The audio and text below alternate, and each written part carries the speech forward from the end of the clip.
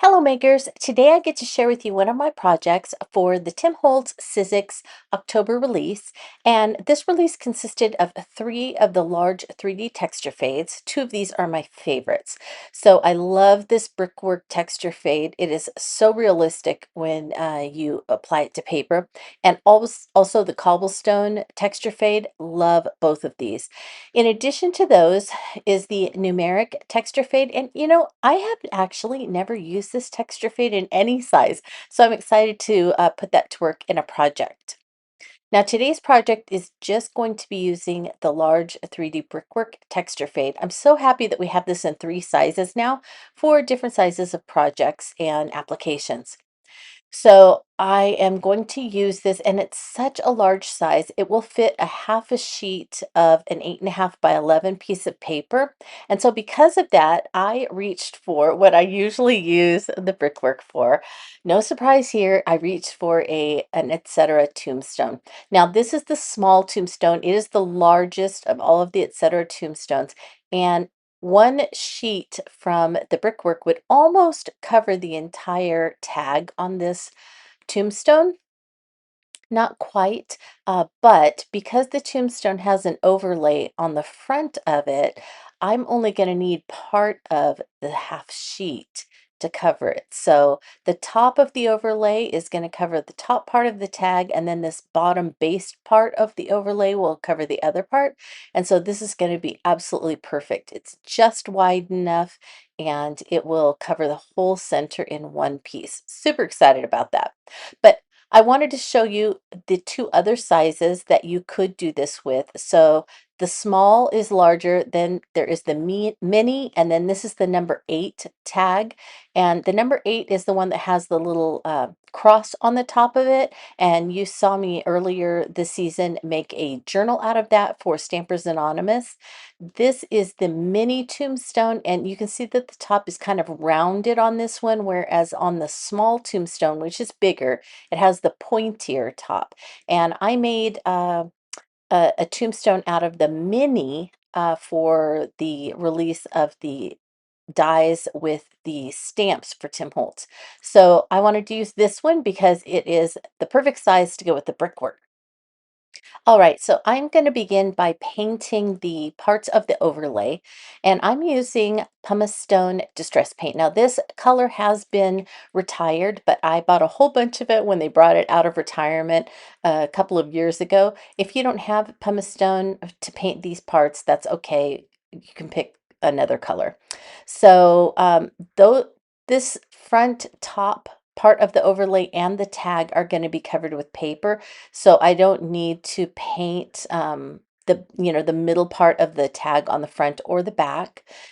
And so I'm just going to be basically painting the edges of those. For these three pieces of the overlay, I will be painting the base and that top outline. So I used my pumice stone and I painted the small part and the edges of the bottom of the base, and then the main part of the base I also painted the edges, and then I painted that outline on the overlay. So that's going to go on the top up there. And I know I told you I wasn't going to paint the overlay, but that part's going to go on the back and it's going to be seen. So I painted the back of it, and then the front will have paper on it so that when you flip it over, see how it's painted in the pumice stone. And then I'll have paper on that part of the tag on the back.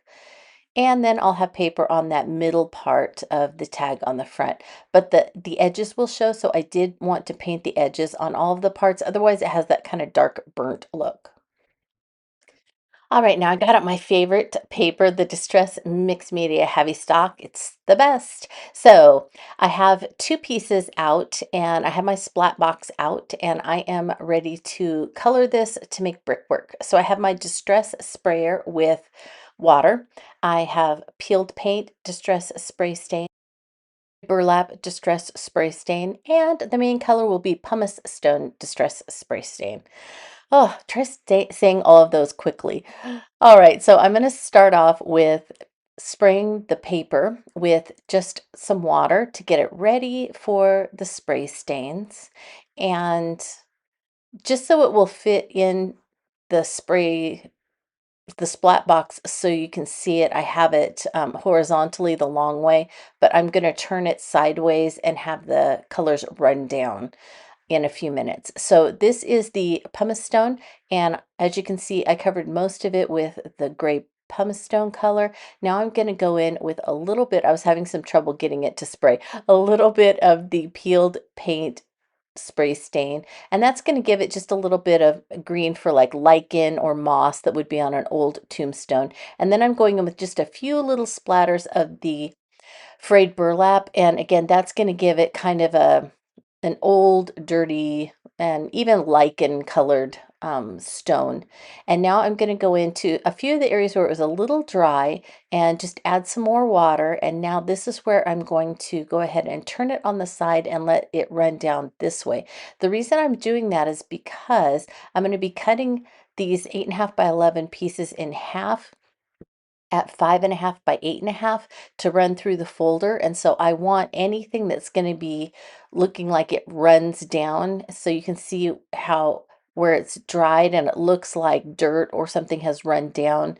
I wanted it to be going in the right direction. So that's why I turned it sideways to dry it and to let the run happen. So I did two of those pieces, and now I'm getting ready to put it through, and I want this side. So this side is going to be pressed up, and this side is going to be pressing down into the paper and onto this stained portion. So I want that part to be darker. I want it to look like soot and dirt and all kinds of grime from over the years has gotten down into the mortar area of the stones and the brickwork. And so I am going, as you can see, pad 2 texture fade directly with my black soot archival ink pad, and I'm just pressing right onto all of those raised areas. So most of it's going to be the lines, but there are some areas where it presses way down and it kind of makes it look like there are some spots where the brick has worn away completely or broken off.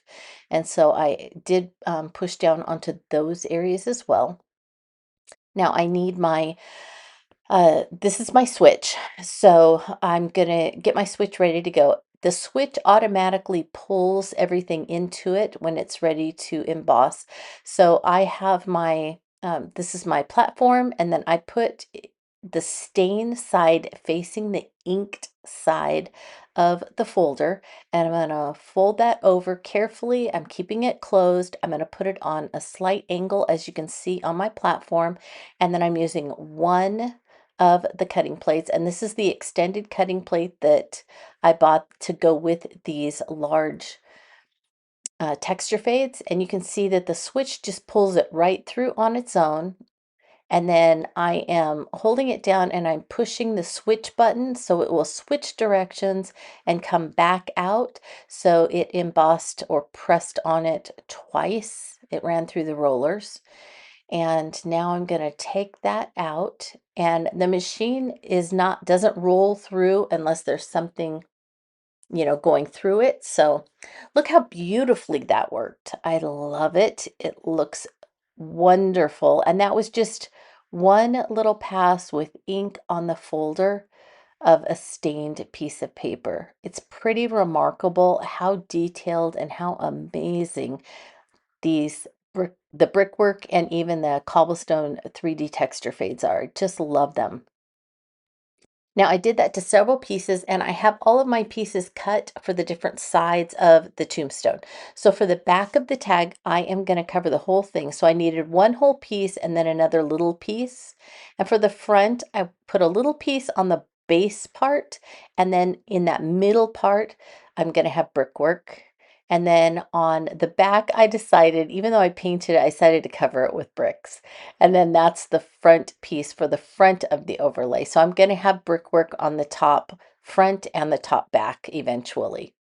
So I started with the base, and I'm putting that, it's about a 1-inch strip across that base part of the overlay. And then I'm adding the additional little small piece at the bottom. I'm using some clips to hold the two etc. pieces together so that they don't pop apart. I have collage medium on them, and so I've set those aside, clipped together to dry. And I don't need to do that to the paper. I'm just pressing it down into the collage medium onto the etc. pieces and it will stay. So I started on the back of the tag and I put that bottom extra piece, and then the top part is going to be the whole piece that I put through the texture fade. So like I said, the back piece, they're not quite long enough to fit this small tag, so I needed to put a little bit of extra. Now on the front of the top part of the overlay, I now need to put some brickwork in the middle, and then I'm going to put that painted raised outline on the front part of the overlay. So I'm putting some collage medium on that on the back with my brush, and then I'm going to press that onto the top front of the overlay.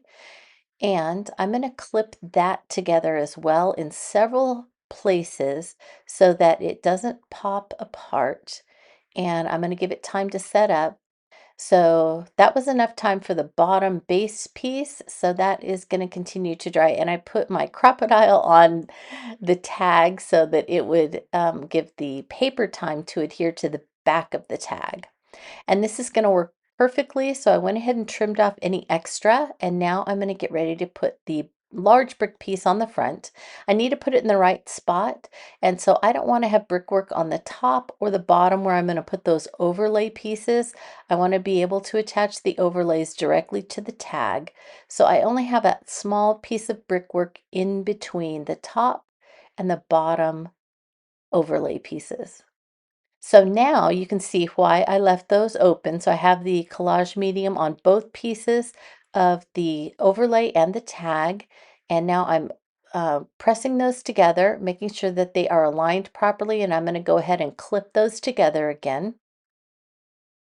And now for the top, I want to put the collage medium on the top of the tag and then on the bottom part of that overlay on the back. I'm going to attach it on there.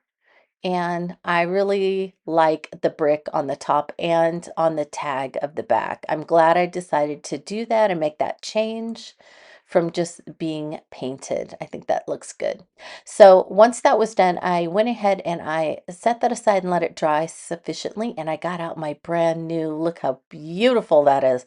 Oh, my brand new tub of grit paste Crypt.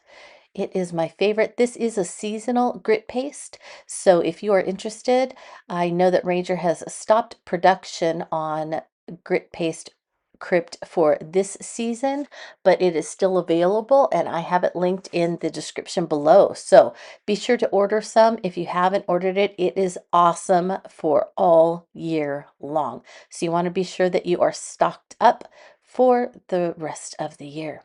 All right, now you can see I am putting it on all of the painted parts because I'm going to be putting Distress crayon once it dries over this, and to kind of color those painted areas and make them look like old stonework. I'm also putting it, as you can see, on some of the sides of the paper, on some of the brickwork in the middle, and I'm also definitely, as you can see right here, I'm putting it on all the ledges.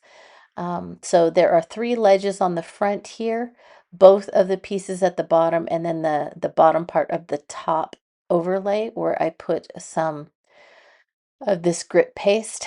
And then you can see that I'm putting it along all the sides and there on a couple spots in the center, putting it on anything that's kind of hanging over the edge that just has a little bit of paint on it maybe.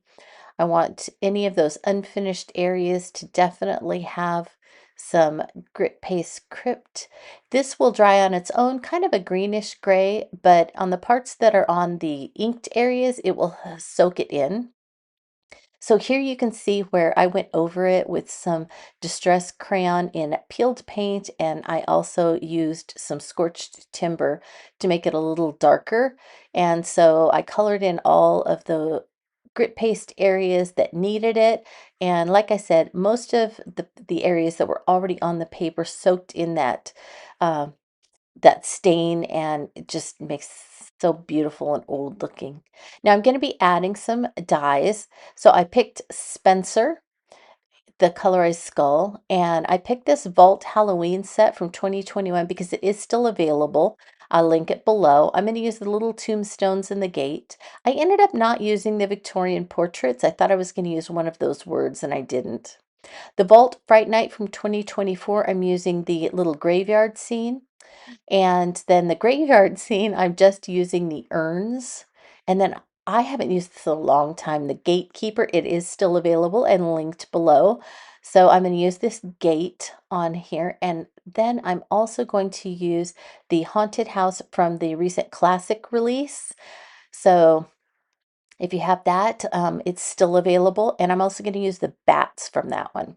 Now, because this was really my focus was to show you how to do brickwork, how to apply the brickwork, how to make it look like brickwork, I didn't show you me putting everything together because this was the star of today's tutorial. So look at that glorious brickwork with the grit paste and the stains and all of that. I mean, the texture is just incredible.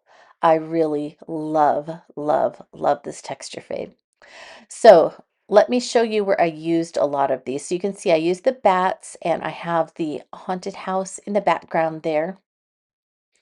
I have Spencer up at the top, and once I put him on, I went ahead and added some more of the grit paste just to kind of make him feel like he was actually part of the tombstone and kind of carved out of stone.